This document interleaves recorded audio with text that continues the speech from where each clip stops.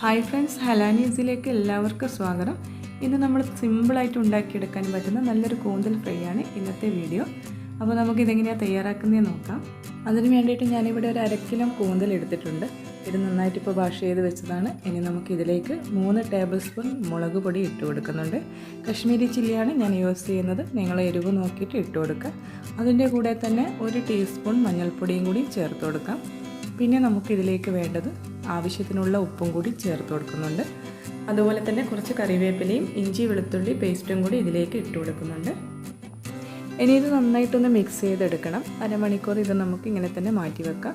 ആ മസാലയൊക്കെ ഇതിലൊന്ന് പിടിക്കുന്നത് വരെ ഒന്ന് വെയിറ്റ് ചെയ്യാം. ഏകദേശം ഒരു അരമണിക്കൂർ ആയിട്ടുണ്ട്. ഞാനിവിടെ ഒരു സ്റ്റൗവിലേക്ക് ഒരു പാൻ വെച്ചിട്ടുണ്ട്. അതിലേക്ക് ഞാൻ വെളിച്ചെണ്ണ ഒഴിച്ചു കൊടുത്തിട്ടുണ്ട്. ഒരു 3 ടേബിൾ സ്പൂൺ വെളിച്ചെണ്ണ ഒഴിച്ചു കൊടുത്തിട്ടുണ്ട്. ഇനി നമുക്ക് ഇതിലേക്ക് ഈ കൂന്തൽ ഇട്ട് കൊടുക്കാം.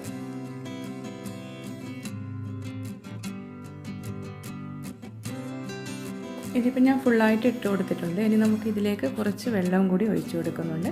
ഇത് മൂടി വെച്ച് ഒരു 20 മിനിറ്റ് ലോ ഫ്ലെയിമിൽ വെച്ച് നമുക്കിത് വേവിച്ചെടുക്കാം. ഇപ്പോൾ ഞാനൊരു 10 മിനിറ്റായി ഇങ്ങനെ വെച്ചിട്ട് നമുക്കിതൊന്ന് തുറന്ന് നോക്കാം. ഇത് നന്നായിട്ടൊന്ന് മിക്സ് ചെയ്തെടുക്കണം. ആദ്യം തന്നെ ഇതിൻ്റെ വെള്ളമൊക്കെ വറ്റിയിട്ടില്ല, ഇത് വെന്തിട്ടുമില്ല. കുറച്ച് സമയം കൂടി വെച്ച് കൊടുക്കാം. മൂടി വെച്ചിട്ട് തന്നെ ഇത് വേവിച്ചെടുക്കാം. ഇതിപ്പോൾ ഏകദേശം ആയിട്ടുണ്ട്. നമുക്കൊന്ന് തുറന്ന് നോക്കാം. ഇതിലുള്ള വെള്ളമൊക്കെ വറ്റി നല്ല ഡ്രൈ ആയിട്ട് വന്നിട്ടുണ്ട്.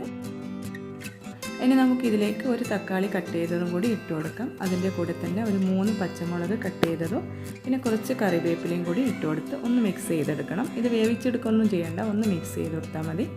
പിന്നെ ഇതെല്ലാം കൂടി ഒന്ന് മിക്സ് ചെയ്ത് ആ മസാലയൊക്കെ ഈ തക്കാളിയിലേക്ക് ഒന്ന് പിടിക്കുന്നത് വരെ എല്ലാം കൂടി ഒന്ന് മിക്സ് ചെയ്ത് കൊടുക്കണം. പിന്നെ നമുക്കിതിലേക്ക് ചേർക്കാനുള്ളത് 1 ടീസ്പൂൺ കോൺഫ്ലവറും കൂടി ചേർത്ത് കൊടുക്കാം. ഇതെല്ലാം കൂടി ഒന്ന് മിക്സ് ചെയ്തതിന് ശേഷം നമുക്കിത് നല്ലൊരു പ്ലേറ്റിലേക്ക് മാറ്റാം. ഇതുവരെ ഉണ്ടാക്കിയിട്ടില്ലെങ്കിൽ എന്തായാലും ഉണ്ടാക്കി നോക്കണം. നല്ല ടേസ്റ്റാണ് ഇങ്ങനെ കഴിക്കാൻ. അപ്പോൾ നമുക്ക് നല്ലൊരു വീഡിയോയുമായിട്ട് ഇനിയും കാണാം. ഇതുവരെ സബ്സ്ക്രൈബ് ചെയ്യാണ്ട് കാണുന്ന ആളാണെങ്കിൽ ഒന്ന് സബ്സ്ക്രൈബ് ചെയ്യണേ. എൻ്റെ ഈ വീഡിയോ ഇഷ്ടപ്പെട്ടിട്ടുണ്ടെങ്കിൽ എന്തായാലും ലൈക്ക് ചെയ്യാൻ മറക്കരുത്. അടുത്തൊരു നല്ലൊരു വീഡിയോയുമായിട്ടും കാണാം ഇൻഷാ അല്ലാഹ്.